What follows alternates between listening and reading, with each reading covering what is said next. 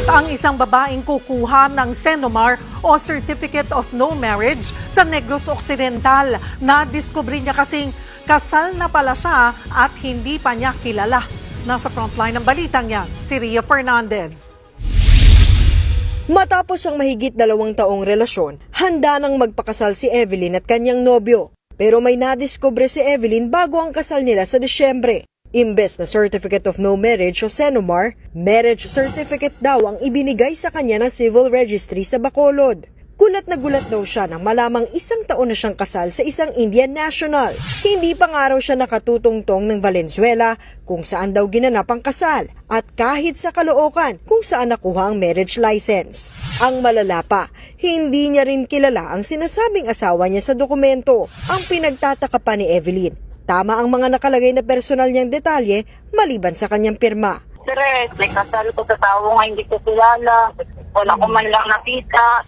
Pinuntahan namin ang Civil Registry sa Caloocan para i-verify ang laman ng dokumento. At dito namin nabistong sa ibang tao nakapangalan ng marriage license number ng kanyang marriage certificate. Base sa Caloocan Civil Registry Department, existing ang nakatalang marriage license number sa dokumento. Yun nga lang, hindi raw yun tumutugma sa mga nakasulat na pangalan.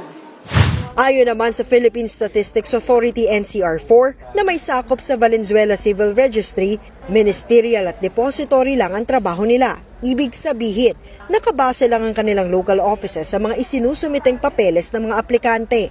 Tingin ng PSA, biktima ng identity theft si Evelyn.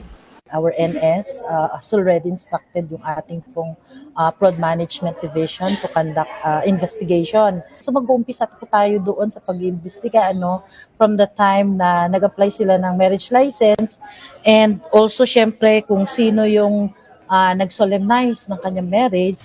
Ayon sa PSA, matrabaho ang pagpapakansela ng marriage certificate ni Evelyn. Pero tiniyak nitong tutulong silang maresolba ang issue para matuloy ang inaasam na kasal ni Evelyn. Nagbabalita mula sa Frontline, Ria Fernandez, News 5.